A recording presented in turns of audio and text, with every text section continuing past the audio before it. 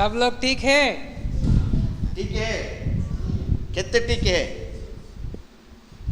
ఎంత బాగున్నారు कितना कितना कितना ठीक है? कितना कितना सही है दिखाइए, कितना अच्छा है दिखाइए। దేవునికి మహిమ కలుగును గాక. परमेश्वर को धन्यवाद हो। ఈ రోజు చాలా విలువైనటువంటి విషయాన్ని విందాం. आज हम कुछ बहुमूल्य चीजों के लिए सुनेंगे। దేవుడు ఎందుకు వచ్చాడో కొన్ని సత్యాలు పరిశుద్ధాత్మ మనతో మాట్లాడాడు. क्यों परमेश्वर इधर आया है, मतलब क्यों यीशु आया है, कुछ वचन हम देखे हैं। మనం మరో ముఖ్యమైన విషయాన్ని వినబోతున్నాం. हम अभी और कुछ मुख्य चीज देख रहे हैं। యేసుని ఎందుకు నమ్ముకోవాలి, यीशु मसीह को क्यों हम विश्वास रखना। పరిశుద్ధత పరలోకం ఇచ్చేవాడు యేసు మాత్రమే. पवित्रता और स्वर्ग देने वाला केवल यीशु ही है। ఒకవేళ మీకు కంట్లో బాగోలేదనుకో హాస్పిటల్కి వెళ్తే ఆపరేషన్ చేస్తారు, కళ్ళు బాగా అయిపోతాయి. अगर आपको आंख में कोई दिक्कत है तो अस्पताल जाएंगे तो ठीक हो सकता है। మీకు కాలు బాగోలేదు హాస్పిటల్కి వెళ్తే బాగవుతుంది. पैर को दिक्कत है अस्पताल जाएंगे तो ठीक हो सकता है। కానీ పాపాన్ని తీసేవాడు ఎవరు లేరు, యేసు ఒక్కడే. परंतु पाप को निकालने वाला कोई नहीं है, केवल यीशु है। ఒక చోట సర్కస్ జరుగుతుంది. एक जगह पर सर्कस हो रहा है, ఆ సర్కస్ కి చాలా మంది వెళ్తున్నారు. बहुत जन उसमें जा रहे हैं। చాలా ఆ సర్కస్ లో ఫేమస్ ఏంటంటే उस सर्कस में जो बहुत मजा देने वाला चीज क्या है, ఒక అక్కడ బఫూన్ ఉన్నాడు, నవ్వించేవాడు ఉన్నాడు. वहाँ एक हंसने वाला जोकर बोलते है ना, జోకర్ ఉన్నాడు. हाँ जोकर है वहाँ। వాడు ఇలా ఇలా అంటుంటే అందరూ నవ్వుతుండేవాడు. वो बहुत नाचता है, बहुत खेल कूदता है, तब लोग उसको देखकर జోకులు बहुत వేస్తుంటే हंसते हैं। అందరూ నవ్వుతుండేవారు. हाँ, वो दूसरे के ऊपर कुछ लोगों को टट्टा में उड़ाते हैं।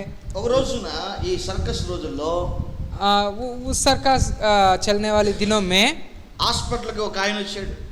एक व्यक्ति हॉस्पिटल में आया था। उसने హాస్పిటల్ లో ఏం అడుగుతున్నాడంటే, उस हॉस्पिटल में वो क्या पूछ रहा डॉक्टर से, సార్ నాకు ఆనందం కలగడానికి టాబ్లెట్లు ఇవ్వండి అని అడుగుతున్నాడు. हाँ साहब मुझको आनंद शांति मिलने के लिए कुछ दवा दीजिए करके वो मांग रहा। హాస్పిటల్కి వెళ్ళి మీకు సంతోషం కావాలంటే టాబ్లెట్లు ఉన్నాయా, अस्पताल में संतोष के लिए कोई दवा मिलेगा, నాకు సమాధానం కావాలి అంటే టాబ్లెట్లు ఉన్నాయా అక్కడ, मुझको शांति चाहिए करके पूछेंगे तो वहाँ कोई इलाज है, పాపం పోగొట్టడానికి టాబ్లెట్లు ఉన్నాయని అడిగితే ఇస్తారా? वहाँ मेरे पाप को निकालिए करके पूछेंगे तो कोई ऑपरेशन हो सकता। అతను వెళ్ళి డాక్టర్ గారిని అడుగుతున్నాడట, वो व्यक्ति डॉक्टर से पूछने लगा, నాకు ఎప్పుడు నవ్వు రాదు, मुझको कभी खुशी नहीं आता है, ఎప్పుడు సంతోషంగా ఉండలేను, कभी भी मैं आनंद से नहीं जी सकता, ఎప్పుడు నాకు బాధగా భయంగా వేదనగా ఉంటుందని చెప్పాడట. हमेशा मेरे मन में कुछ दुख उदास रहता है। అయితే ఒక పని చేద్దాం, డాక్టర్ అంటున్నాడు. तब वो डॉक्टर ने तुरंत उनको एक अच्छा आइडिया दिया है। ఏంటి ఐడియా అంటే, वो आइडिया क्या है, అరే మన ఊర్లో సర్కస్ అవుతుంది, हे भाई हमारे गांव में सर्कस अभी चल रहा, ఆ సర్కస్ లో ఒక బఫూన్ ఉన్నాడు, वहाँ एक अच्छा जोकर था, అతను బాగా డాన్స్ చేసి నవ్విస్తున్నాడు. वो नाचते और लोगों को मजा देता है। నువ్వు సర్కస్ కి వెళ్తే तुम सर्कस में जाएंगे तो అతను చూస్తే उनको देखेंगे तो నీకు నవ్వు వస్తుంది, तुम बहुत हंसेंगे, నీకు బాగా సంతోషం వస్తుంది, तुमको बहुत खुशी मिलेगी, కాబట్టి నువ్వు వెళ్ళి అన్నాడట. इसलिए तुम उधर जाओ करके అప్పుడు वो అతను అన్నాడట, तब वो व्यक्ति क्या जवाब दिया, డాక్టర్ సాబ్ हे डॉक्टर साहब నేనే ఆ బఫూన్ని, वो बफून वो जोकर कोई नहीं है, मैं ही हूँ, అందరినీ నవ్విస్తాను కానీ मैं सबको मजा दिला रहे, నాకు నవ్వంటే తెలియదు, परंतु मुझको मजा का मतलब नहीं मालूम, నన్ను చూస్తే అందరు నవ్వుతారు కానీ मुझको देखते सब लोग हंस रहे हैं, సంతోషం అంటే నాకు తెలియదు, నవ్వు అంటే నాకు తెలియదు. परंतु खुशी को मैं कभी नहीं पाया। యేసు ఒక్కడే పరిశుద్ధత పరలోకం ఇవ్వగలడు. केवल यीशु ही हमें पवित्रता और स्वर्ग देगा। దేవుడు మిమ్మల్ని ప్రేమించి అద్భుతమైన మందిరం ఇచ్చాడు. परमेश्वर हम लोग से प्रेम करके చాలా- इस अच्छा भवन दिया। చాలా సంవత్సరాలు సేవ చేస్తున్నారు, మందిరాలు లేవు. बहुत दिनों से कुछ लोग सेवा कर रहे हैं, परंतु वहाँ कोई भवन नहीं। 40 సంవత్సరాలు సేవ చేస్తున్న వాళ్ళకి మందిరం, చిన్న మందిరం, రేకుల షెడ్ కూడా లేదు.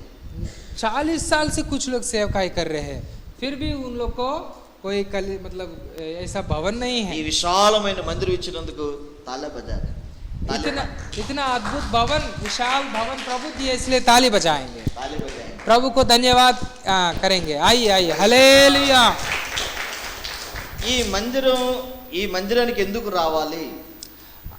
यहाँ हम प्रभु का भवन में क्यों आना है? మనకి ఇల్లు లేవా? क्या हमको घर नहीं है? మనకి చక్కటి మంచాలు లేవా?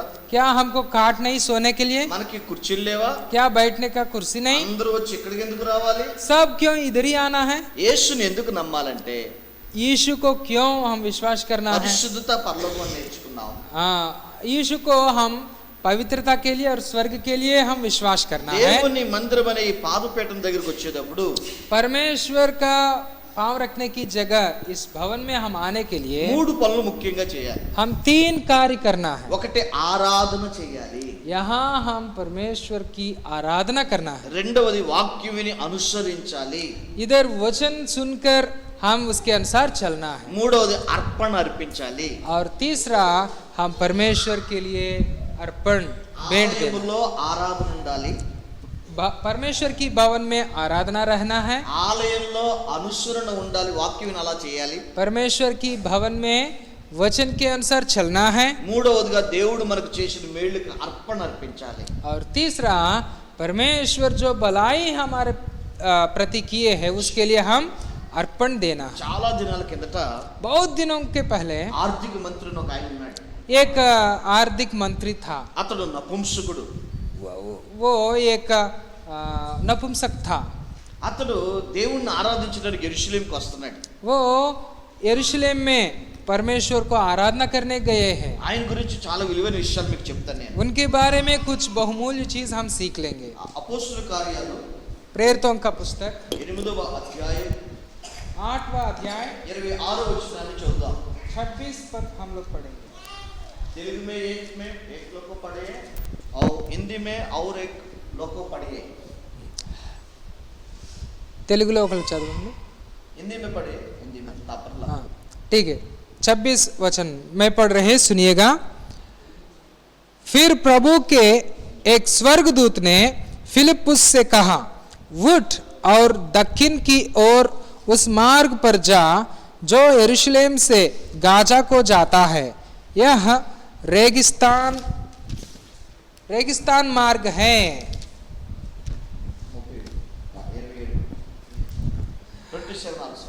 वह उठकर चल दिया और देखो कूश देश का एक मनुष्य आ रहा था जो कोजा और कुशियों की रानी कंदाके का मंत्री और कंजाची था. वह आराधना करने को यरूशलेम आया था. దేవుని మందిరానికి ఎలా వస్తున్నాడంటే ఆయన वो व्यक्ति परमेश्वर की भवन में कैसा आया है? ఆరాధన చేయడానికి వస్తా ఉన్నాడు. आराधना करने आया है. ఈ మందిరం పరిశుద్ధ మందిరం. ये भवन पवित्र भवन है. ప్రార్థనా నిలయం, प्रार्थना का भवन है. బలులు అర్పించే ఆలయం. यहाँ परमेश्वर को अर्पण देने की भवन है. ఇక్కడ జోకులు వేసుకోకూడదు. यहाँ हम बाहर जैसा इधर हम हंसना नहीं. ఎవరు ఎలాంటి సెల్ ఫోన్ వాడుతున్నారో అని ఆలోచించడం కానీ यहाँ हम सेल फोन की देखना उसी की मजा में हम नहीं रहना. మధ్యలో తిరగటం అటు ఇటు రావటం కానీ बीच बीच में हम बाहर जाना आना, जैसा बाहर रहते वैसे इधर नहीं रहना. మందిరంలో ఆరాధన చేయాలి. प्रभु का भवन में हम प्रभु को आराधना करना. ఆరాధన అంటే आराधना का मतलब మాటల ద్వారా అయినా चाहे गीत गाए, మాటల ద్వారా అయినా चाहे हमारे वचन के द्वारा, ఆయన మాత్రమే మహిమపరచడం. केवल परमेश्वर को हम आराधना करना. ఆరాధన వేరు. हम मतलब आराधना में 2 भाग है, स्तुति और आराधना. దేవుని వాక్యంలో ఆయన గురించి చాలా గొప్ప విషయాలు రాయబడ్డాయి. परमेश्वर का वचन में परमेश्वर के बारे में बहुत सारी चीजें लिखी हैं. అన్నీ మనకు అర్థం కాకపోయినా वो सारी बातें हम समझ नहीं पा सकते ఆయన हैं. సృష్టికర్త, परंतु वो हमारे सृजनहार, ఆయన సర్వాధికారి. वो सर्वशक्तिमान. ఆయన శక్తి ఎంతో మనకు తెలియదు కానీ సర్వాధికారి అంటాం. उनकी शक्ति कितना है हमको मालूम नहीं, परंतु सर्वशक्ति हम कहते हैं. బైబిల్లో ఏమేమి రాయబడ్డావు అన్ని పెట్టి ప్రభువుని స్తుతిస్తే అది స్తుతి. बाइबल में परमेश्वर के बारे में जो कुछ लिखा है उसको हम उठाते, उसको हम बोलते, परमेश्वर को अगर स्तुति करेंगे तो वो स्तुति है. ఆరాధన అంటే तब आराधना क्या है? నీకేం చేశాడో అది ఆయనకు తెలియజేస్తూ ప్రభువా जो परमेश्वर हमारे लिए किए हैं. ఒకప్పుడు తినడానికి తిండి లేదు, एक समय प्रभु मुझको खाने का खाना नहीं, ఇప్పుడు తిండి ఇచ్చావు ప్రభువా. अभी खाना दिए हैं. ఇప్పుడు బట్టలు లేని నాకు బట్టలు ఇచ్చావు ప్రభువా. ओ एक समय कपड़ा नहीं, अभी कपड़ा दिए हैं. పాపినని నన్ను క్షమించి నీ రక్తంలో కడిగావు దేవా. पापी मुझको आपने क्षमा करके अपना संतान बनाया। నిన్ను తండ్రి అని పిలిచే భాగ్యం ఇచ్చావు దేవా. अब्बा पिता जैसा बुलाने के लिए आप ऐसा सौभाग्य दिया। నీ పాటలు పాడే ధన్యత ఇచ్చావు, నీ సేవ చేసే భాగ్యం ఇచ్చావు. आपका गीत गाने के लिए, आपकी सेवा करने के लिए मुझको इतना सौभाग्य दिया। చాలా మంది మనుషులు పొగుడుతుంటారు. बहुत से लोग इंसान को मतलब लोगों को मनुष्य को महिमा करते నువ్వు हैं। మంచి హీరో లాగా ఉన్నావు, हाँ आप बहुत अच्छा बड़ा हीरो जैसा है। మంచి హైట్ ఉన్నావు, మిలిటరీ మ్యాన్ లాగా ఉన్నావు, हाँ आप बहुत लंबा चौड़ा अच्छा है। మంచి ఫైటర్ లాగా ఉన్నావు, కండలు ఉన్నాయి, కండలు ఫైటర్ एक पहलवान, हाँ एक योद्धा जैसा है। అని మనం మనుషులు పొగుడుతాం. हम वैसा लोगों को बढ़ाई करते हैं, మనుషులు పొగడటం కాదు, लोगों की बढ़ाई नहीं। మన దేవుణ్ణి ఆరాధించాలి. हम परमेश्वर की आराधना ఆయన करें। రాజులకు రాజు, वो राजाओं का राजा, ప్రభులకు ప్రభు. प्रभुओं का प्रभु है। మీకు ఇలా చెప్తాను, గుర్తుపెట్టుకోండి. मैं आपको थोड़ा समझाएंगे ऐसा, सुनिए। స్తుతి మన గతిని మార్చేస్తుంది. स्तुति हमारे स्थिति को बदल देगा। స్తుతి మన గతిని మార్చేస్తుంది. स्तुति हमारे मंजिल को, हमारे गम मतलब लक्ष्य को भी बदल देगा। స్తుతి మన పరిస్థితినే మార్చేస్తుంది. स्तुति हमारे जो परिस्थितियां है वो सब बदल देगा। కొంతమంది ఎప్పుడు చూసిన ఉసూరు అంటా ఉంటారు. कुछ लोग हमेशा उदास दिखाई देते हैं। ఏ బ్రదర్ బాగున్నావా? क्या भाई कैसा हो? మేము బాగుంటాం, మేము బాగోవు అంటారు. हम कैसा रहेंगे, ऐसा हमेशा हमको दिक्कत है। ఎలా ఉంది నీ ఆరోగ్యం అంటే, आपका तबीयत कैसा है पूछेंगे तो మా ఆరోగ్యం అంతే బాబు అంటారు. मेरा तबीयत हमेशा ऐसा ही रहता है। ऐसा वो लोग ఉత్సాహంగా चलते। ఉండరు, సంతోషంగా ఉండరు. कभी वो लोग आनंद या मतलब होश जैसा नहीं रहते हैं। దేవుడు మాకు ఇస్తాడు, हाँ परमेश्वर हमको देगा, దేవుడు చేస్తాడు, परमेश्वर करेगा, ఆయన శక్తి కలిగినవాడు. परमेश्वर शक्तिमान। మన జీవితంలో हम अपने जीवन में నిరీక్షణ ఉండాలి కానీ నిరుత్సాహం ఉండకూడదు. हमको आशा रहना चाहिए परंतु उदास नहीं। మన జీవితంలో ఆరాధన ఉండాలి కానీ हमारे जीवन में आनंद रहना चाहिए। ఆరాధన हमारे जीवन में आराधना रहना चाहिए అని అతిశయం ఉండకూడదు. परंतु घमंड नहीं। మనం ఎప్పుడు కృతజ్ఞతాస్తుతులు చెల్లించాలి. हम हमेशा परमेश्वर को धन्यवाद स्तुति करना है। మీరు ఇంటికాడ ఉన్నప్పుడు కూడా ప్రభువుని స్తుతిస్తుంటే, हम अपने घर पे भी प्रभु को हम आराधना करेंगे तो, ఇక్కడ పాటలు నేర్చుకుని ఇంటికాడ పాటలు పాడుతుంటే हम यहाँ गीत सीख करके घर पे भी गीत गाते रहेंगे तो మీలో ఉన్న దెయ్యాలు వెళ్ళిపోతాయి. आपके अंदर जो दुष्टात्मा है, మీ ఇంట్లో ఉన్న దెయ్యాలు వెళ్ళిపోతాయి. आपका घर पे जो दुष्टात्मा మీ है, వీధిలో మీ ఊర్లో ఉన్న దెయ్యాలు వెళ్ళిపోతాయి. आपका गली में जो दुष्टात्मा है, యేసయ్య పేరు, गांव में जो दुष्टात्मा, वो सब भाग निकल जाएगा। యేసయ్య పేరు చెప్తే కడకడకడకడలా ఆడిపోతాయి. यीशु का नाम ले लेंगे तो दुष्टात्मा एक कांपेंगे। యేసయ్య పాటలు పాడితే జీవం ఉంటది. यीशु का गीत गाएंगे तो वहाँ जीवन रहे। సినిమా పాటలు చాలా బాగుంటాయి. सिनेमा का गीत, संसार का गीत, उसमें बहुत क्या है मजा मिलेगा। 2-3 సార్లు నాకు ఇంకా ముద్దైదు. 2-3 बार सुनने के बाद और उसमें उसके लिए क्या है गिनना शुरू करें। కొత్త పాటలు కావాలి, కొత్త మ్యూజిక్ కావాలి, కొత్త పాటలు కావాలి. नया नया गीत चाहेंगे और नया नया संगीत चाहेंगे। సినిమా డైలాగులు ఇంటే చాలా బాగుంటాయి. सिनेमा का जो डायलॉग होता है ना, वो बहुत क्या है, वो मतलब जोश जैसा लगता है कुछ लोग, కానీ అవి మనలో పనిచేయవు. परंतु वो हमारे जीवन में कुछ नहीं कर पाए। దేవుని వచనములో శక్తి ఉంది. इस परमेश्वर की वचन में शक्ति है, దేవుని యొక్క వాక్యంలో జీవం ఉంది. परमेश्वर की वचन में जीवन है। ఇది చదువుతుంటే భయమేస్తుంది. इसको हम पढ़ेंगे तो, सुनेंगे तो हमको भाई डर పాపం आएगा, చేయలేం మనం. हम पाप नहीं कर पाएंगे। కనుక మనం దేవుణ్ణి ఆరాధించాలి. इसलिए हम परमेश्वर की आराधना करें। ఆరాధన చేస్తే అధికారం వస్తుంది. हम आराधना करेंगे तो अधिकार मिलेगी, ఆరాధన చేస్తే అభిషేకం వస్తుంది. आराधना करेंगे तो अभिषेक मिलेगा, ఆరాధన చేస్తే ఆరోగ్యం వస్తుంది. आराधना करेंगे तो हमको अच्छा स्वस्थ मिलेगा, ఆరాధన చేస్తే ఆశీర్వాదం వస్తుంది. आराधना करेंगे तो आशीर्वाद मिलेगा। ప్రభువుని ఆరాధిస్తే పరలోక ఆనందం వస్తుంది. परमेश्वर की आराधना करने से हमको स्वर्ग की आनंद मिलेगा। ఆరాధన చేస్తే అద్భుతాలు జరుగుతాయి. आराधना करने से अद्भुत कार्य हम ఈ देखेंगे। మంత్రి దేవుని మందిరానికి ఎందుకు వస్తున్నాడంటే, ये जो मंत्री, आर्थिक मंत्री क्यों भवन में जा रहे हैं? ఎవరెవరు వచ్చారో చూడడానికి కాదు, कौन कौन आया है देखने नहीं आया, లేకపోతే ఎవరే బట్టలు కట్టుకున్నారో చూడడానికి కాదు, कौन कौन कैसा कपड़ा पहने हैं उसको देखने नहीं आया। ఆయన ఆరాధించడానికి మందిరానికి వస్తున్నాడు. वो परमेश्वर को देखकर उनकी आराधना करने आया है। మందిరంలో నా ప్రభుని యేసుక్రీస్తు ఆరాధింపబడాలి. इस प्रभु का भवन में प्रभु यीशु की आराधना होना है। తర్వాత ఈయన ఎక్కడి నుంచి వస్తున్నారో తెలుసా చర్చికి? ये व्यक्ति कहाँ से आ रहे हैं मालूम है? ఐగుప్తు దేశం నుండి యెరూషలేముకి వస్తున్నాడు. वो खूश देश अफ्रीका देश से वो जा रहा है। 2574 కిలోమీటర్లు ప్రయాణం చేసి వస్తున్నాడు. 2574 किलोमीटर दूर से वो यात्रा कूच करके वो आया। 2574 కిలోమీటర్లు దేవుని మందిరానికి వస్తున్నాడు. 2000 से पार किलोमीटर यात्रा करके वो आया। మొదటిది ఆరాధన అనుభవం, पहला आराधना का अनुभव, రెండవది ఆలయ అనుభవం, दूसरा परमेश्वर की भवन का अनुभव। మీరు 3 పనులు ఎప్పుడు చేస్తుండాలి. आप लोग 3 काम हमेशा करना है। ఒకటి ఆదివారం ఎప్పుడు చర్చి మానకూడదు. सब लोग सुनिएगा, रविवार को कभी भी परमेश्वर की भवन में संगति में आना कभी नहीं छोड़ना। నేను 13 ఏళ్లప్పుడు యేసుని నమ్ముకున్నాను. मैं 13 साल की उम्र में यीशु मसीह को स्वीकार किया। ఇప్పుడు కొంచెం ఆదివారం చర్చి మానకుండా ప్రభు సహాయం చేశాడు.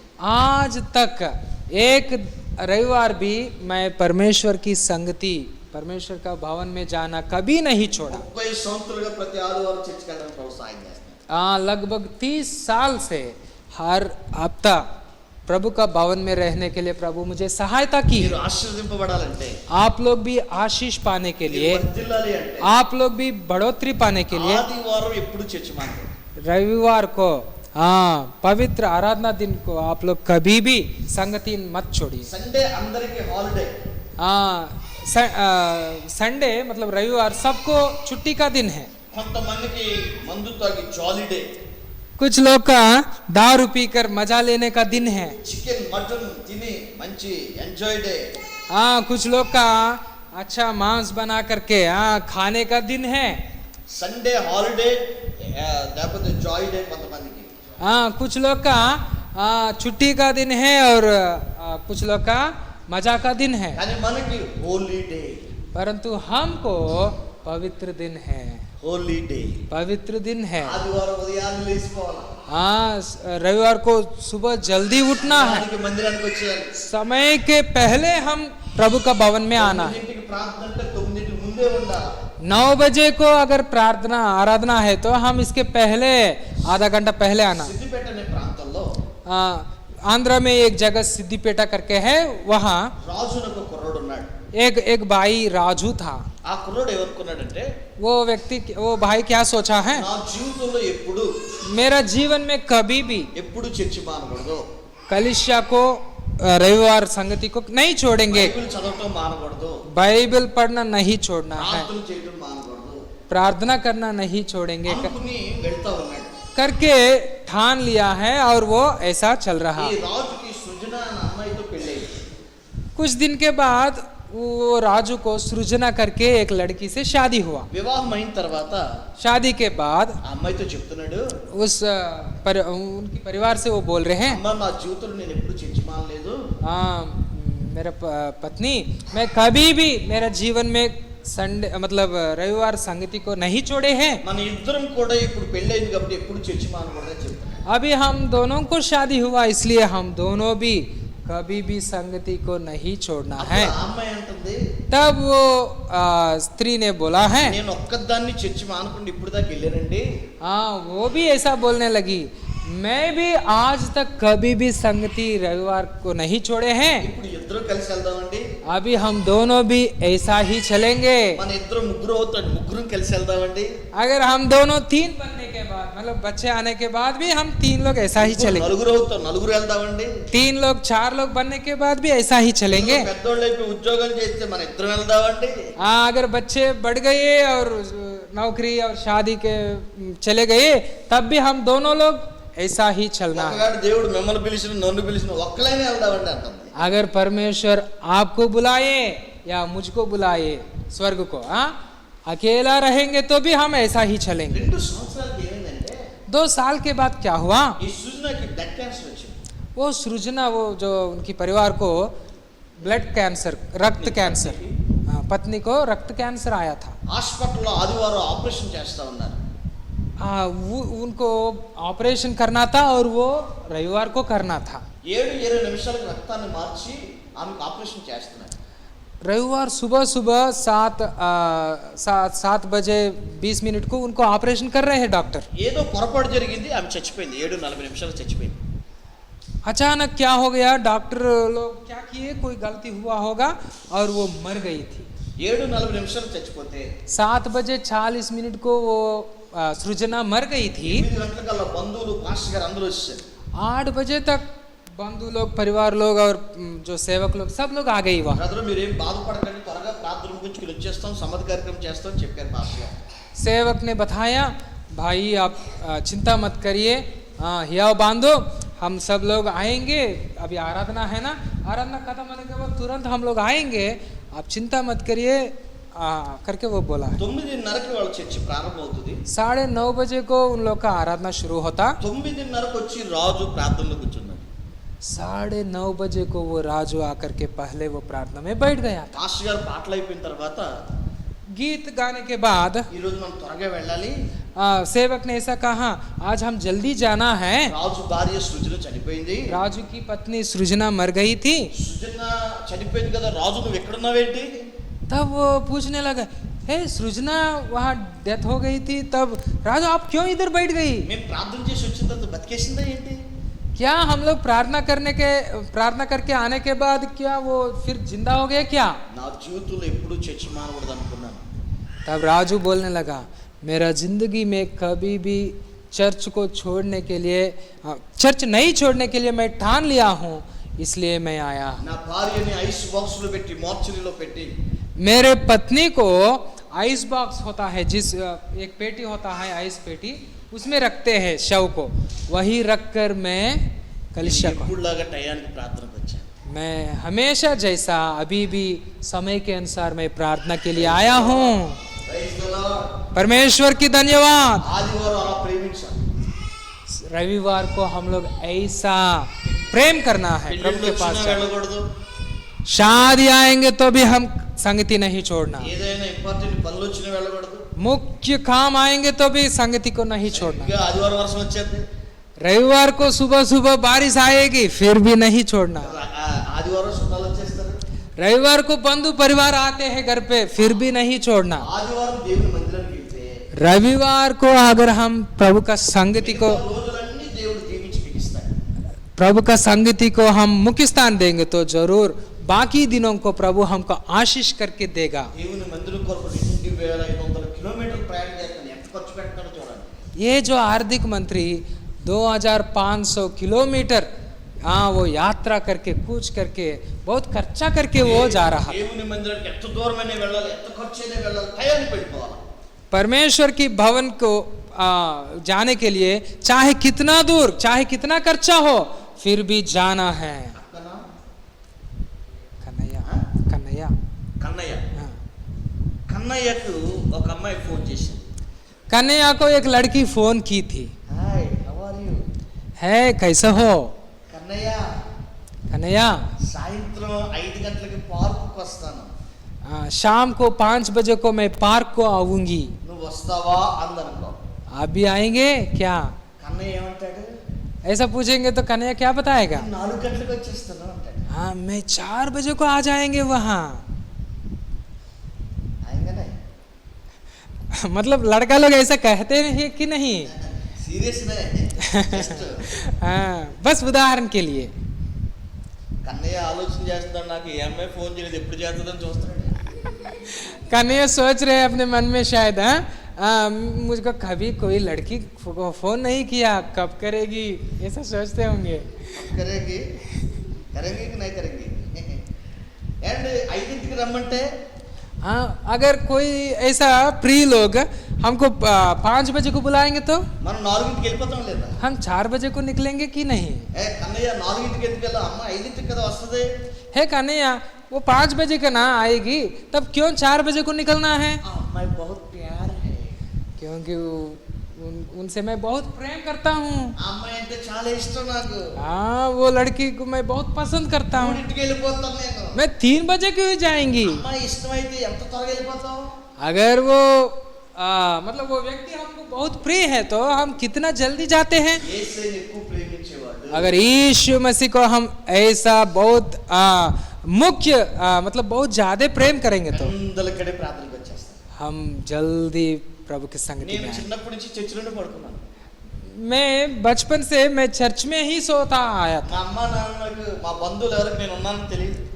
मेरा घर परिवार लोग को उन लोग को पता भी नहीं चलता है मैं है घर पे है कि नहीं। మా బంధువులు ఎవరికి అసలు నేను ఉన్నానని తెలియదు. ఎందుకంటే ఎప్పుడు దేవుడితోనే ఉన్నాను, సేవకుడితోనే ఉన్నాను. वो मतलब मैं कभी भी घर पे नहीं रहता था, हमेशा प्रभु का भवन में वहीं पे सोता, वहीं पे रहता, वहीं पे खाता ऐसा। పాస్టర్ గారు కాళ్ళు నొక్కేవాడిని. हाँ, वहाँ सेवक का जो पाँव को मतलब पैर को अच्छा से मतलब वो बूढ़ा आदमी है उनको अच्छा से मदद करता है, और वहाँ बाथरूम जो उसको शौचालय को साफ करने में పని చెప్తే పని చేయడానికి రెడీగా ఉండేవాడు. हर काम जो भी कहते हैं वो मैं करता आया। ఆ పనులను చూసి గాబ్రియల్ అని పేరు పెట్టాడు ఆయన. वो सारे काम को देखते देखते वो मुझको गाब्रियल नाम रख दिया। Praise the lord. प्रभु को धन्यवाद। ఆరాధన అనుభవం కావాలి. हम लोग का आराधना का अनुभव चाहिए, చక్కగా పాటలు నేర్చుకోవాలి. हम अच्छे से गीत गाना है। ఇది ట్రైనింగ్ మనకి.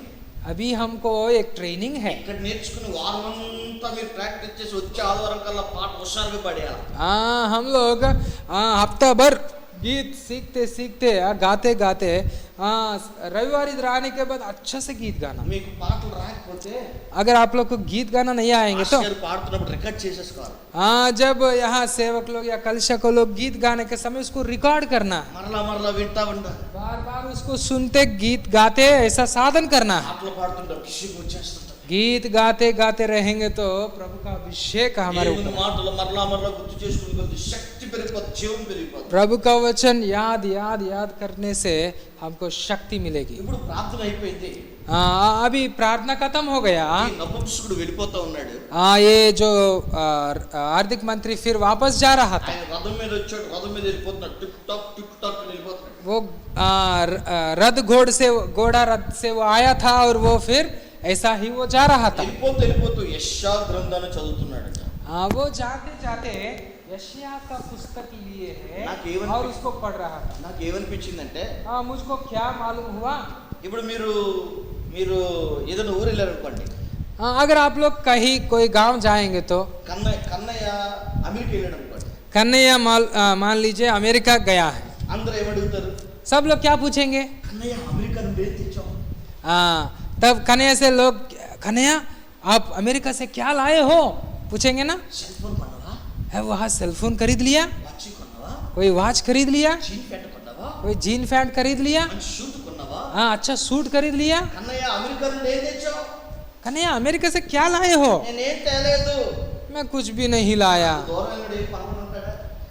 इतना दूर जाकर आने वाला क्या कुछ भी नहीं खरीद लेंगे? ఏదైనా ఊరు వెళ్తే ఇంపార్టెంట్ కొంటాం కదా, మంచి మంచి వస్తువులు కొంటాం కదా. हाँ, अगर हम कोई बड़ा शहर ऐसा घूमेंगे तो जरूर वहाँ जो अच्छा अच्छा चीज हम कुछ ना कुछ खरीद करके ले आएंगे ना। ఇన్ని వేల కిలోమీటర్ ప్రయాణం చేసి యెరూషలేం వచ్చి ये आर्थिक मंत्री इतने हजारों किलोमीटर यात्रा करके वो यरूशलेम आया है। నాకు అనిపించింది యెషయా గ్రంథం కొనుక్కున్నాడేమో. वो मैं सोच रहा वो केवल यशायाह का पुस्तक खरीद लिया। మీరు ఫోన్ కొన్నారనుకోండి, 4 రోజులు వదలరు, దాన్ని తెగ చూస్తానే ఉంటారు. अगर आप फोन खरीद लेंगे तो उसको 4 दिन नहीं छोड़ेंगे, है ना, देखते देखते रहेंगे रात और दिन। ఏదైనా కొన్నామంటే వెంటనే అది ఇప్పేను చూసే తెలుసుకోవాలంటారు. अगर कोई वस्तु खरीद लेंगे तो उसको तुरंत निकालना, उसको सब कुछ खोलना और देखना चाहते। మంచి ఫ్రాక్ కొన్నావు అనుకో నువ్వు. हाँ, నిషా ईशा। నిషా నువ్వు మంచి డ్రెస్ కొన్నావు అనుకో. अगर कोई अच्छा कपड़ा खरीद लेंगे तो కపడా నై గౌన్ अच्छा फ्रॉक ఫ్రాక్ खरीद लेंगे तो लड़की చుట్టిదార్ चूड़ीदार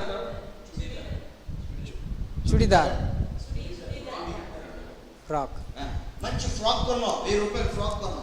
अच्छा फ्रॉक 1000 रुपया का फ्रॉक खरीद लिए हैं। అంతవరకు బీరువా తెరిచి బాగుందనే సొంతం. हमेशा वो अलमारी खोल कर अच्छा है, सही है, देखते रहेंगे ना। మధ్య మధ్యలో వేసుకుంటావు, చూసుకుంటావు. అది ఎంత బాగుందా? बीच बीच में पहन करके ऐसा देखते रहेंगे ना, कैसा है, अच्छा है, देखे देखे वो फ्राक देखे. सबको दिखाते रहेंगे ना। देखो देखो मेरा। అది కొన్నామంటే దాయం వేసుకుని తిరగాలి, వాడాలి అనిపిస్తుంది. हाँ, अगर कोई खरीद लेंगे तो उसको हम ऐसा नहीं रखेंगे, ఈ उसको ఆర్థిక इस्तेमाल మంత్రి- करेंगे। ఈ ఆర్థిక మంత్రి యెరూషలేము వెళ్ళి ये आर्थिक मंत्री यरूशलेम को गया है। డబ్బంతా ఖర్చు పెట్టి ఒక గ్రంథాన్ని కొన్నాడేమో అనిపించింది. हाँ, तो इनके पास जो भी धन है वो पूरा खर्चा करके ये అందుకే वचन का వస్తా पुस्तक खरीद लिया। వస్తా యెషయా గ్రంథాన్ని చదువుతున్నాడు. इसलिए रास्ते में जाते जाते भी वो पढ़ रहा था। ఈయనకి ఆలయ అనుభవం ఉంది, उनको आलय का अनुभव था, ఆరాధన అనుభవం ఉంది. आराधना अनुभव था। వాక్యం వెంటనే ఎందుకు చదువుతున్నాడంటే और वो वचन क्यों जल्दी पढ़ रहे हैं? దేవుని గురించి తెలుసుకోవాలని ఆసక్తి. हाँ, उनको एक धुन था, एक इच्छा था परमेश्वर के बारे में अच्छा से जानने के लिए। మీకు బాగా యేసయ్య గురించి తెలియాలంటే अगर आप लोग यीशु मसीह के बारे में और अच्छा समझने के लिए బైబిల్ని ఆగి ఆగి చదవండి, आप लोग ये बाइबल को धीरे धीरे पढ़िए, ఆలోచిస్తూ చదవండి, सोचते हुए समझते हुए पढ़िए, అనుభవిస్తూ చదవండి. उसको अनुभव में लेते हुए पढ़िए। బైబిల్ చదివేటప్పుడు बाइबल पढ़ने के समय ఇందులో ఏముంది అని చదివితే इसमें क्या है करके हम समझते हुए पढ़ेंगे तो వక్తలు అవుతారు. तब आप लोग अच्छा वक्त मतलब अच्छा Speakers. संदेशक बनेंगे। బైబిల్ చదివేటప్పుడు बाइबल पढ़ने के समय నాలో ఏముందని చదివితే मेरे अंदर क्या है करके पढ़ेंगे तो భక్తులు అవుతారు. वो लोग अच्छा भक्त बनेंगे। आमीन। ఇందులో ఏముందని చదివితే వక్తలు అవుతారు, చదివేటప్పుడు నాలో ఏముందని చదివితే భక్తులు అవుతారు. इसमें क्या है करके हम देखते पढ़ेंगे तो अच्छा संदेशक बनेंगे, परंतु मुझ में क्या है करके ऐसा दृष्टि से हम पढ़ेंगे तो हम अच्छा भक्त अच्छा पवित्र लोग बनेंगे। మీరు యేసయ్య గురించి తెలుసుకోవడానికి ఏం తెప్పలు పడక్కర్లా. यीशु मसीह के बारे में जानने के लिए इतना मुश्किल तो नहीं है। యేసయ్య మన చేతిలో ఉన్నాడు. यीशु मसीह हमारे हाथ में है, ये वचन के रूप में। పాత నిబంధనలో మోషే ఒక్కడి చేతిలోనే దుడ్డు కర్ర దండం ఉండేది. पुराना नियम में मूसा केवल मूसा की हाथ में वो दंड है। ఆ కర్రతో సముద్రం చీల్చేశాడు. उस दंड के साथ डंडा डंडा कहते हैं ना, हाँ, उस डंडा के साथ वो लाल समुद्र को दो भाग कर दिया। ఆ యార్దాన్ని పాయలు చేశాడు. यर्दन को भी ऐसा भाग कर दिया। బండను చీల్చేశాడు. ओ पत्थर को मार करके पानी पिला दिया। నీళ్లను రక్తం చేశాడు. वो पानी को वो रक्त बना दिया। ఆకాశం నుండి భయంకర ఉరుములు రప్పించాడు. आसमान से गरजा और सब कुछ अब परमेश्वर की प्रभाव वो दिखा दिया। కానీ ఇప్పుడు కృప ఏంటంటే परंतु इस नया नियम में हम लोग का क्या अनुग्रह है? అందరి చేతిలోకి మోషే కర్ర వచ్చింది. हम सब के हाथ में मूसा का डंडा आ गया है। బైబిల్ ఒకసారి పైకి ఎత్తండి. सब लोग अपना अपना बाइबल उठाते दिखाइए। మోషే కర్ర, ये मूसा का डंडा है, దుడ్డు కర్ర దండం. यही है यही डंडा है हमको क्या है परमेश्वर की डंडा। ఆదరిస్తుంది. ये हमको तसल्ली देगी। తేడా వస్తే ఆర్డర్ కూడా చేస్తుంది.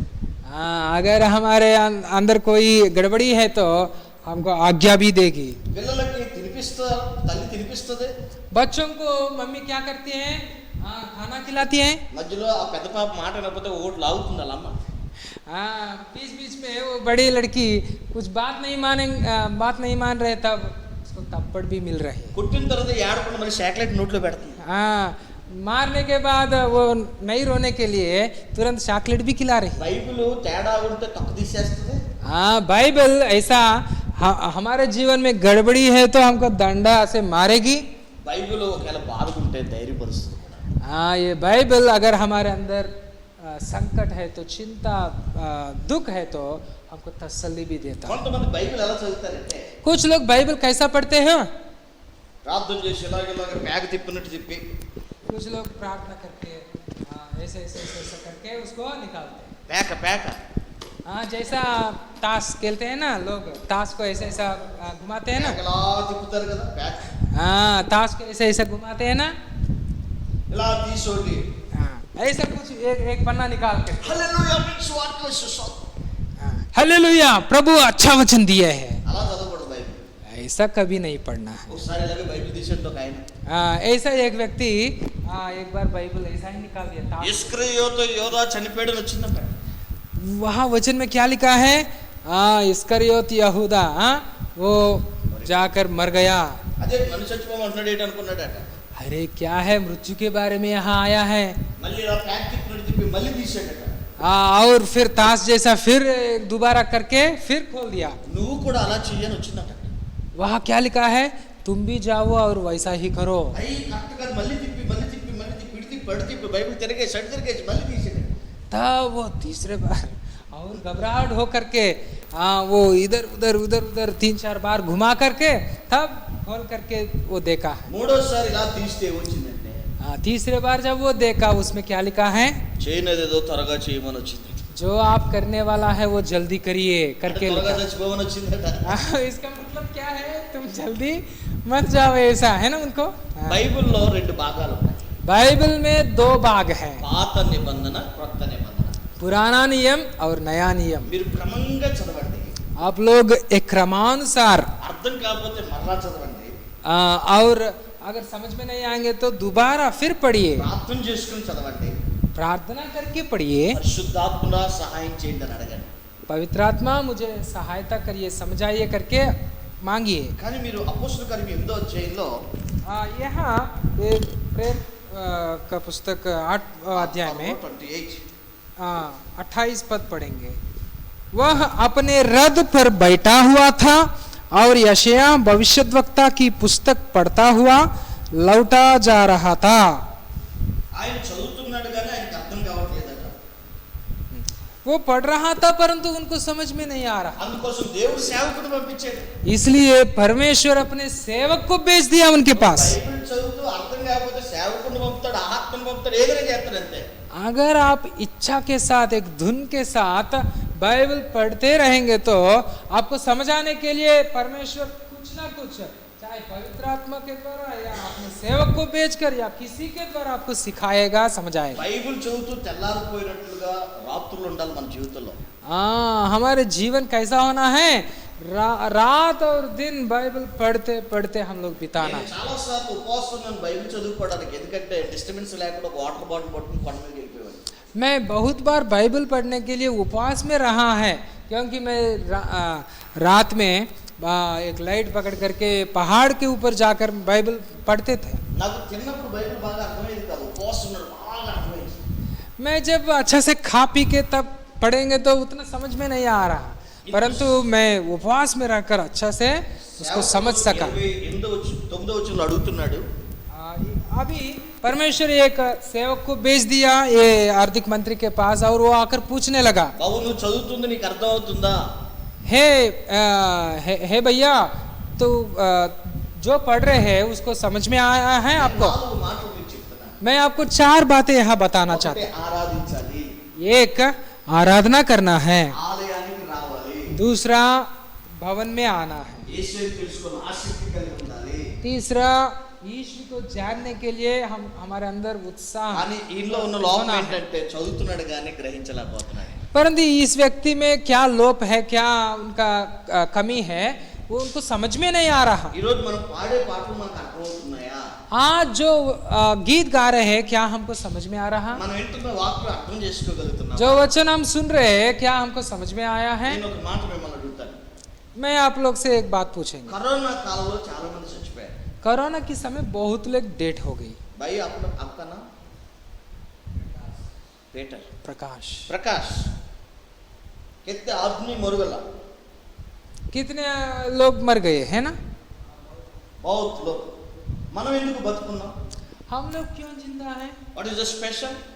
क्या क्या विशेष है? Lisa, what is the special? बताइए हमारे पास क्या विशेष है?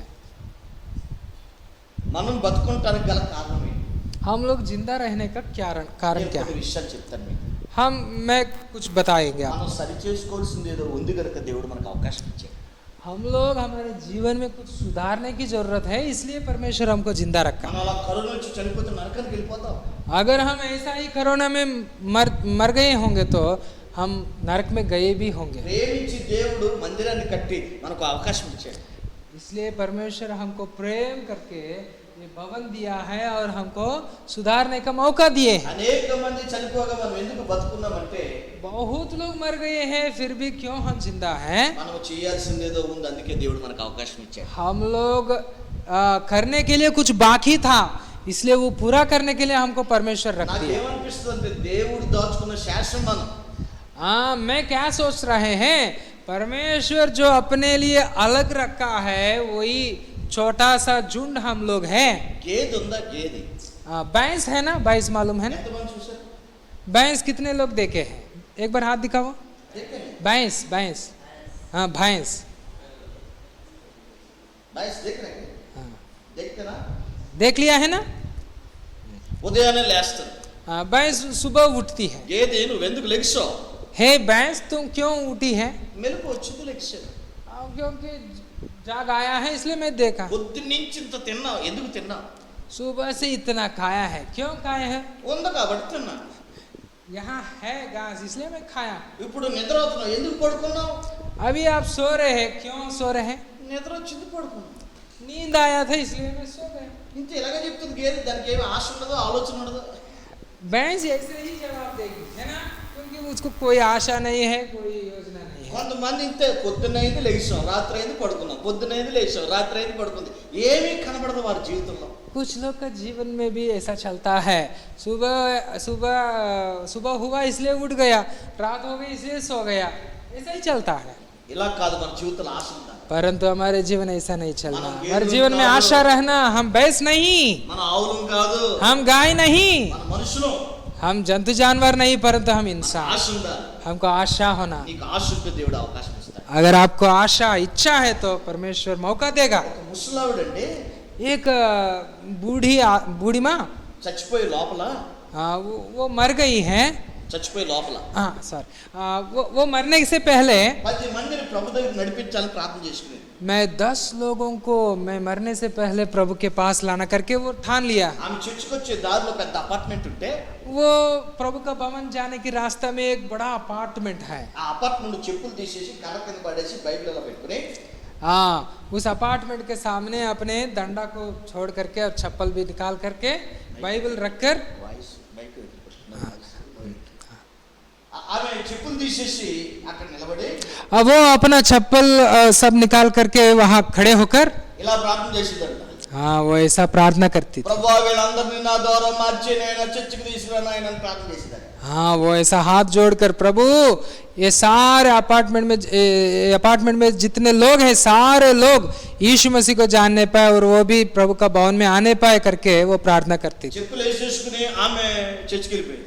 हाँ वो फिर चप्पल पहनकर प्रभु का भवन में जाती। మళ్ళీ వచ్చిదోడు అపార్ట్మెంట్ ముందు ఆగి ప్రభువా వీళ్ళందరినీ మార్చి నా ద్వారా ప్రార్థన చేసింది. फिर प्रभु का भवन से घर जाने के समय भी वैसा ही वो प्रार्थना ఒక करती। ఆదివారం అలాగే ప్రార్థన చేస్తుంది. एक रविवार ऐसा ही वो प्रार्थना कर रहे ప్రభువా ఈ అండ్లకి అయిపోయి నేను ఎంతకాలం బతుకుతానో ఆయన. हैं। एक रविवार ऐसा प्रार्थना कर रहे हैं, प्रभु अभी ये जो धूप बहुत बढ़ गई है, इसको पता नहीं कब तक मैं जिंदा रहूंगा। వచ్చారు రక్తం లేదు వీళ్ళందరూ మార్చుడు ఆయన ఏడ్చేస్తుంది.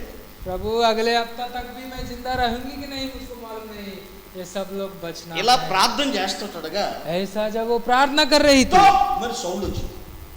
धप करके एक बड़ी आवाज आया। అల్లిపోయి చూసినోడికి वो जब वो भयभीत होकर के देखा, ఓ పాప పైనుంచి పడిపోయింది, రక్తం రక్తం రక్తం కాదు.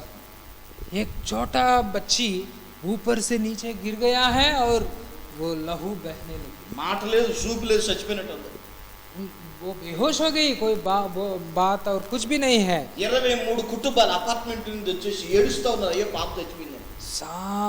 वहाँ 23 अपार्टमेंट का जितने आबादी है, 23 हाँ जो उस अपार्टमेंट में जो 23 परिवार है, सब लोग नीचे आकर के उस बच्चे को देखने शुरू किए। ఈమె ఇదేంటి బాబు నా కాళ్ళ ముందు పడింది. तब वो बूढ़ी माँ, अरे क्यों ये बेटी मेरे सामने क्यों गिर गई है? ఈ లోపల పోలీసులు వచ్చేసారు. तुरंत पुलिस भी उधर आया था। అమ్మా, ఎన్నో అంతస్తు నుంచి పడిపోయింది. हाँ ये कितने तले से गिर गई है? ఎవరైనా తోసారా, ఎవరైనా పాడేశారా? कोई उसको धक्का दिया, कोई उसको गिरा दिया, कौन? అమ్మో పోలీసులు అడుగుతున్నారు, రేపు పొద్దున పోలీస్ స్టేషన్ తీసుకొస్తే నాకెందుకని చెప్పి చెప్పు వేసుకుని చర్చికి వెళ్ళిపోతుంది. हाँ तब वो घबरा गई है वो माता जी, और वो सोचने लगा ये पुलिस लोग मुझको पकड़ेंगे शायद करके वो चर्च को जाने लगी। ఈ లోపల ఒక మాట వినబడిందట. तब उस माता को एक आवाज सुनाई दी, అమ్మా ఆగో ఆగో. हे माता जी रुको रुको। ఎవరు పిలుస్తున్నారు చూస్తే ఎవరు లేరు. तब वो पीछे देखा है, कौन ఏదో मुझे बुला रहे हैं? నన్ను అడుగుతున్నారు, లేనిపోరు గొడవ చెప్పి చెప్పు వేసుకుని వెళ్ళిపోతుంది. तब वो सोचने लगा शायद पुलिस लोग मुझको रोकेंगे करके वो और थोड़ा जल्दी जाने लगा। దేవుడు మాట్లాడుతున్నాడు. तब परमेश्वर उनसे बोलने लगा, అమ్మా నువ్వు ప్రతి వారం ఏమని ప్రార్థన చేస్తున్నావు? हे माता जी हर हफ्ता आप क्या प्रार्थना की है? వీళ్ళందరూ మారిపోవాలని ప్రార్థన చేస్తున్నారు కదా. ये पूरा अपार्टमेंट वाले बदलना है करके आप प्रार्थना की है ना? రక్తం కారుతున్న బిడ్డకి ప్రార్థన చేయి, మాట్లాడతాడు, చూపు వస్తుందని దేవుడు చెప్తున్నాడు. तब परमेश्वर बोलने लगा जाकर उस जो खून बहने वाली बच्ची के लिए प्रार्थना करो, तब वो अच्छे से फिर जिंदा होगी और अच्छे से बोलने लगेगी। అప్పుడు ఈ ముసలావిడ అంది, तब वो बूढ़ी माँ ने बताया, నేను ప్రార్థన చేసిన తర్వాత ఆ పిల్లడు బతకపోతే अगर मैं प्रार्थना करने के बाद वो बच्चा जिंदा नहीं होंगे तो నన్ను చంపేస్తారు కదా ప్రభా. तब मुझको वो लोग मारेंगे ना। ఆడు బతకపోతే నన్ను చంపేస్తారు కదా अगर वो नहीं जिएंगे तो मैं मरना पड़ेगा। అని చెప్పి అనగానే దేవుడు అంటాడు, ऐसा कहने के बाद परमेश्वर क्या कहा? నేను శక్తి గల వాడిని, मैं सर्वशक्तिमान हूँ, పునరుద్ధానం జీవం నేనే, पुनरुत्थान और जीवन मैं ही हूँ। నువ్వు వెళ్ళి వెంటనే ప్రార్థన చేయి. तुम तुरंत जाकर प्रार्थना करो। ప్రార్థన చేయగానే మాట వచ్చింది. वो बूढ़ी माँ जाकर प्रार्थना की है, तुरंत वो बच्चा बोलने लगा। 23 కుటుంబాలు చర్చకు వచ్చేస్తున్నారు. 23 परिवार इनके पीछे पीछे होकर चर्च को जाने लगा। ప్రార్థన చేస్తే ఊరంతా మారిపోతుంది. हम लोग प्रार्थना करेंगे तो गांव में एक अच्छा बदलाव आए। ఆశ కలిగి ఉండాలి, हम लोग को इच्छा होना चाहिए, ఆరాధన అనుభవం ఉండాలి, आराधना का अनुभव होना चाहिए, ఆలయ అనుభవం ఉండాలి, परमेश्वर की भवन का अनुभव होना चाहिए, ఆసక్తి ఉండాలి దేవుని గురించి. परमेश्वर को जानने के लिए एक अच्छा उत्साह और इच्छा होना चाहिए। మీకు ఆసక్తి లేకపోతే ప్రపంచంలో ఏ శక్తి మిమ్మల్ని బాగు చేయలేదు. अगर आप लोग को धुन नहीं है तो, इच्छा नहीं है तो इस संसार में कोई शक्ति आपको कुछ मदद नहीं कर सकती। పాడాలి, వాక్యం నేర్చుకోవాలి, సువార్త చేయాలి, కసి ఉండాలి. मैं गीत गाना है, मैं वचन पढ़ना है, मैं सुसमाचार प्रचार करना है ఆశ కావాలి. करके ऐसा इच्छा और धुन होना चाहिए। ఎవరికి ఆశ ఉందో దేవుడు వాళ్ళ బలమైన కార్యం చేయాలి. जिनको अंदर इच्छा है उनका जीवन में परमेश्वर अद्भुत कार्य మీ करे। దగ్గర ఏమున్నా లేకపోయినా పర్లేదు, ఆశ బాధ ఉంటే చాలు, ప్రపంచం అంచులకు వెళ్ళిపోతారు.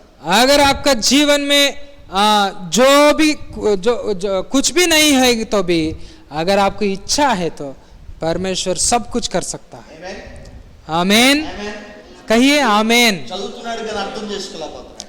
हाँ, ये जो मंत्री पढ़ रहा था परंतु समझ में नहीं आ रहा। మనం 3 విషయాలు అర్థం చేసుకోవాలి. हम 3 चीज को समझना, జనరల్ అండర్స్టాండింగ్ ఉండాలి మనకి. हमको साधारण समझ होना चाहिए। అనగా మనం ప్రభువుని నమ్ముకున్నాం, हाँ, इसका मतलब हम प्रभु को ग्रहण किया हूँ। మళ్ళా తాళ్ళు గట్ట కట్టుకోకూడదు. हाँ, इसलिए फिर से हम कोई रस्सी वस्सी बांधने का जरूरत नहीं। కొంతమంది రక్షరేకులని తావీదులను కట్టుకుంటారు, మన ప్రభు వాటికంటే శక్తివంతుడు. कुछ लोग है ना, वो कुछ जड़ मतलब कुछ क्या है, गांव में जादू टोना वाले के पास जाकर कुछ काला वाला कुछ रस्सी रस्सी बांधते हैं। నిమ్మకాయలకి ఎన్ని మిరగాలకు మనం భయపడక్కర్లా. हाँ, और कुछ नींबू और जो वो मिर्चा, हाँ नींबू मिर्चा, उसके लिए हम डरने का जरूरत नहीं। గుమ్మడికాయలకు భయపడక్కర్లా. हाँ, जो उसको क्या कहते हैं, ఇంటి ముందు కడతారు కదా దిష్టి. कोहड़ा, हाँ उसको हम डरने का जरूरत नहीं। మన దేవుడు శక్తివంతుడు, हाँ, हमारे परमेश्वर शक्तिमान है, మన దేవుడు నమ్ముకున్నాం. हम उस शक्तिमान परमेश्वर को ग्रहण किए। ఈ తాళ్ళు కట్టుకోవాల్సిన పని లేదు. वो सारी रस्सियों को बांधने का जरूरत नहीं। కొంతమంది మెడలో సిలువేస్తారు. कुछ लोग अपने गर्दन में यहाँ क्या बांधते हैं, क्रूस, क्रूस भी लगाते हैं। అలాగే ఎవరికి తెలియకుండా తాళి కట్టుకుంటారు నడుముకి. हाँ, कुछ लोग रहस्य में यहाँ कुछ काला काला कुछ वो जादू टोना संबंधित चीज बांधते हैं। ఒక ఆవిడ మెడలో సిలువ, నడుముకేమో తావీదు కట్టింది. कुछ एक स्त्री ने यहाँ क्रूस बांध लिया है गर्दन पे और తావీదు. यहाँ एक जादू टोना का चीज भी बांध ली। అప్పుడు నేను అడిగాను, అమ్మ సిలువన్న కట్టపోయావా తావీదన్న కట్టపోయావా అని అడిగాను. तब भैया ने पूछा, अगर आप क्रूस को भी సిలువన్న కట్టమ్మా, తావీదన్న కట్టు. अगर चाहेंगे तो क्रूस बांध लो, नहीं है तो वो जादू टोना वाला चीज बांध लो। రెండెందుకు కట్టేవని అడిగాను. दोनों को क्यों बांधना है? ఆవిడ ఏం చెప్పింది తెలుసా? तब वो क्या जवाब दी है ఆమె ఏం చెప్పింది తెలుసా? मालूम है? वो क्या बोल दिया? అది పని చేయకపోతే ఇది పని చేద్దాం, ఇది పని చేయకపోతే అది పని చేద్దాం. वो ऐसा जवाब दी है, अगर ये काम नहीं करेंगे तो ये करेगी, अगर ये नहीं करेंगे तो वो करेगी करके वो जवाब दी है। రెండు వైపులు ఉంటే దేవుడు వాడుకోడు, దేవుడు సహాయం చేయడు. हाँ, दोनों नाव में पैर रखेंगे तो परमेश्वर मदद नहीं मिलेगी। స్తోత్రం స్తోత్రం అని यहाँ आकर प्रभु को धन्यवाद धन्यवाद कहकर అక్కడికి వెళ్ళి రామ్ రామ్ రామ్ అంటే పని అవ్వదు. वहां जाकर राम राम राम ऐसा कहेंगे तो काम नहीं होगा। దేవుని నమ్ముకున్న నమ్మకంగా బ్రతకాలి. अगर आप सच्चे परमेश्वर को जानेंगे तो उनको विश्वास योग्य रहना। వాక్యం యొక్క గ్రహింపు మనకు ఉండాలి. वचन का ज्ञान मतलब साधारण समझ हमको होना चाहिए। అలాగే మూడోది అసాధారణమైన గ్రహింపు మనకు ఉండాలి. और तीसरा हमको असाधारण मतलब कुछ अद्भुत समझ हमको होना అప్పుడు चाहिए। సేవకుడు చెప్పాడు, तब वो सेवक ने ऐसा बोला, యేసుక్రీస్తు గురించి నువ్వు చదువుతున్నావు, यीशु मसीह के बारे में तुम पढ़ रहे हो, యేసుక్రీస్తు నిజమైన దేవుడు అని చెప్పగానే यीशु मसीह ही सच्चा परमेश्वर है करके वो बोला। ఆలోచించుకుంటూ బాప్తిసం తీసుకున్నాడు. तब वो व्यक्ति बिना कुछ पूछकर बिना कुछ सवाल करके वो तुरंत बपतिस्मा ली है। మీరు దేవుని నమ్ముకుని आज आप लोग यीशु मसीह को ग्रहण करके బాప్తిసం తీసుకోవాలి.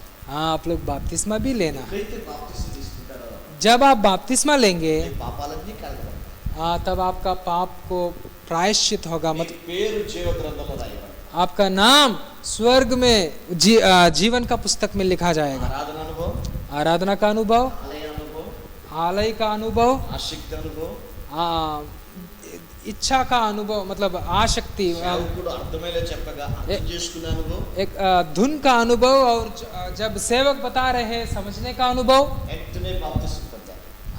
तब वो बपतिस्मा भी लिए। వాళ్ళ దేశానికి వెళ్ళిన తర్వాత अपने देश में जाने के बाद అతని ద్వారా ఐతోపియా దేశమంతా మారిపోయారు.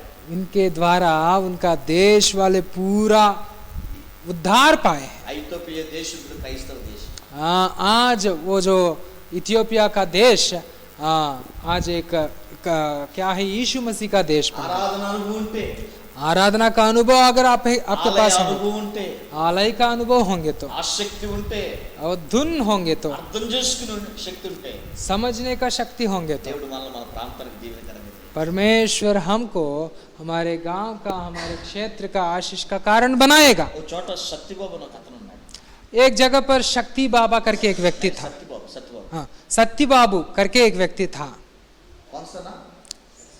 सत्य बाबू हमारे पास में का सत्यबाबు है? नहीं, तेलुगु नाम। ఎవరు లేరు కదా. हाँ, नहीं नहीं, సత్యబాబు అని ఒక ఆయన ఉన్నాడు. एक व्यक्ति सत्य बाबू करके है। అతనికి చదువులే. उनको कोई वो अनपढ़ था।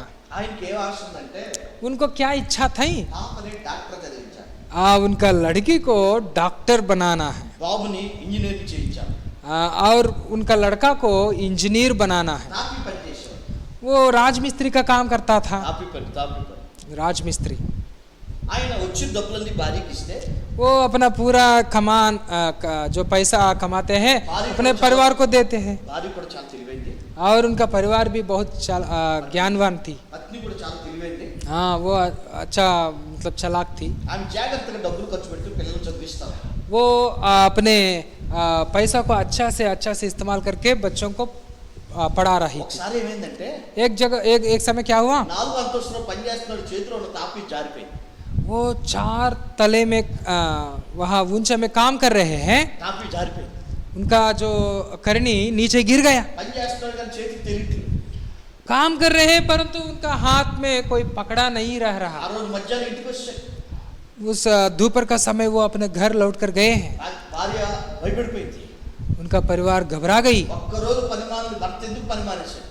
एक दिन भी कभी वो छुट्टी नहीं करता, नागा नहीं करता, परंतु क्यों वो घर लौट आया, वो परिवार घबरा गई। హాస్పిటల్కి తీసుకెళ్ళి చూపిస్తే उनको हॉस्पिटल लेकर के दिखाया, సత్యబాబు तब डॉक्टर बताया, నీకు కుష్టి వ్యాధి వచ్చేసి, हे सत्य बाबू तुमको कोड़ी का बीमारी आ चुका है। కుష్టి వ్యాధి వచ్చేసి कोड़ी का बीमारी आ गया, నీ కాడు చేతులకి పని చేయవు, धीरे धीरे आपका हाथ और पैर काम नहीं करेगा, కురుపులు చీవులు వచ్చేస్తాయి हाँ आपका घाव आना शुरू करेगा। అని చెప్పినప్పటికీ ऐसा करके डॉक्टर जब बोला, భార్య భర్తలు ఏడుస్తా ఉన్నారు. पति पत्नी दोनों रोने लगा। రోజు రోజుకి వ్యాధి పెరిగిపోయింది. दिन भर दिन वो बीमारी बढ़ने लगा। భార్య పిల్లలు తీసుకుని పుట్టింటికి వెళ్ళిపోయింది. परिवार अपने बच्चों को लेकर के वो अपने मायका घर चली गई। ఏ ఊర్లో మంచి పేరు తెచ్చుకున్నాడో, సత్యబాబు పని చేసుకున్నాడో ఆ ఊర్లోనే ఆకలికి తట్టుకోలేక అడుక్కునే పరిస్థితి వస్తుంది. जिस गांव में वो एक जमींदार जैसा जीवन किया, उस गांव में भूख को वो सहल नहीं पाया है, इसलिए वो भीख मांगने लगा। చలి గిన్నె పట్టుకుని అమ్మ ఆకలి, అమ్మ అమ్మ అమ్మ అడుక్కుంటున్నాడు. वो अपने गांव में माँ भैया थोड़ा कुछ मुझे खिला दो करके वो भीख मांगने लगा। పగలు అడుక్కునేవాడు, రాత్రి తప్పల్లో పడుకునేవాడు. दिन में वो भीख मांगता है और रात में कोई जंगल में या पेड़ पौधे के बीच में वो सोता। ఒకరోజు భార్య పిల్లలు గుర్తొచ్చి ఏడుస్తూ ఉన్నాడు.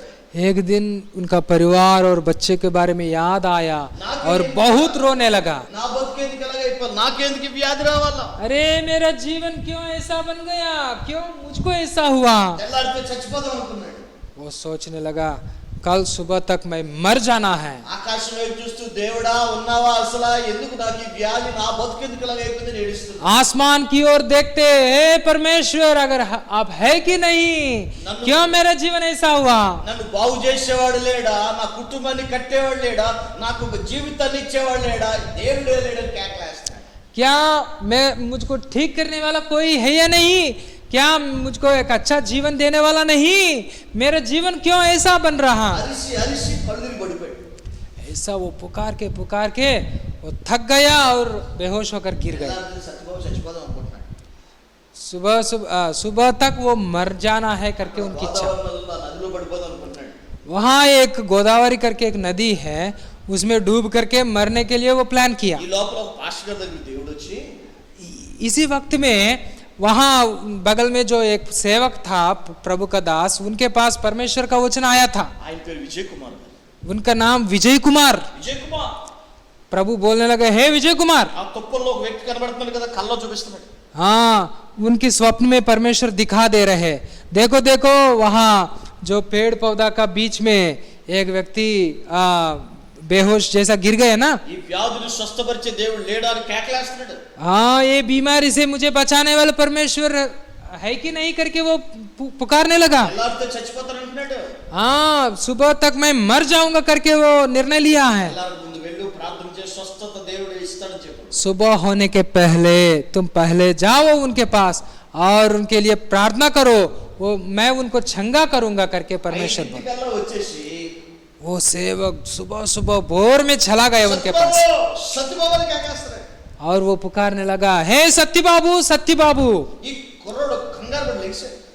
ये व्यक्ति वो अचानक वो घबरा होकर మిమ్మల్ని ఎప్పుడు उठ गया। పేరు పిలుస్తున్నాడు. हे आपको मैं कभी नहीं देखा, क्यों मेरा नाम लेकर बुला रहे हैं। చచ్చిపోవాలనుకున్నావా? तब वो सेवक पूछने लगा, क्या तुम मरने के लिए निर्णय लिए हो। నేను చచ్చిపోవాలనుకున్నా, మీకెలా తెలుసండి? मेरा निर्णय आप कैसा जानते हो। నువ్వు నన్ను బాగు చేసే దేవుడు ఉన్నాడా అన్నావా అని అడుగుతున్నాడు. मुझे ठीक करने वाला परमेश्वर है करके आप पूछा है करके वो सेवक पूछ रहा అవునండి है। బాబు, నేను చచ్చిపోతానని చెప్తున్నారు, నేను అన్నయ్యని మీరు చెప్తున్నారు, మీరు ఎవరండి, ఎందుకు వచ్చారని అని అడుగుతాడు. हाँ, मैं मरने के लिए तैयार हो गई और मुझे ठीक करने वाला परमेश्वर है कि नहीं करके पूछा। ये सारी बातें आप कैसा बोल रहे हैं। అప్పుడు చెప్తా ఉన్నాడు, నేను బాగు చేసే దేవుడు ఉన్నాడు. तब वो सेवक बोल रहा, आपको ठीक करने वाला परमेश्वर है। మాటలు విన్న దేవుడు నన్ను నీ దగ్గరికి పంపించాడు. जो परमेश्वर आपका वचन सुने हैं, आपका पुकार सुने हैं, वही मुझे भेजा है। నువ్వు చావాల్సిన పని లేదు. तो मरने के लिए कोई जरूरत है ये नहीं। ప్రార్థన చేయగా దేవుడు ఆశ్చర్యకార్యం చేశాడు. तब वो सेवक प्रार्थना किए हैं और परमेश्वर अद्भुत काम किया। ఈ రోజు నీ ద్వారా దేవుడు గొప్ప కార్యం చేస్తాడు. आज वही परमेश्वर आपका जीवन में भी अद्भुत कार्य करेगा। కుష్టి వ్యాధి కలిగిన ఆయన బాగుపడి సత్యబాబు वो जो सत्य बाबू कोड़ी बीमार वो ठीक होकर ఆయన పాస్టర్ అయిపోయి वो सेवक बन करके ఆయన ప్రార్థన చేస్తుంటే वो फिर जब प्रार्थना किए हैं, క్యాబినెట్ వెళ్ళిపోతుంది. दुष्ट आत्मा बहुत चिल्ला चिल्ला करके वो भागने लगा। ఇప్పుడు ఆయన దగ్గర 2000 మంది వస్తున్నారు. अभी आज उनके पास 2000 विश्वासी लोग झुंड होते हैं। ఇదిలా प्रभु को धन्यवाद, हालेलुया। నీవు కూడా అలా తయారవుతావు. आप भी ऐसा तैयार हो सकते हैं। దేవునికి పెద్ద చిన్న తేడా లేదు.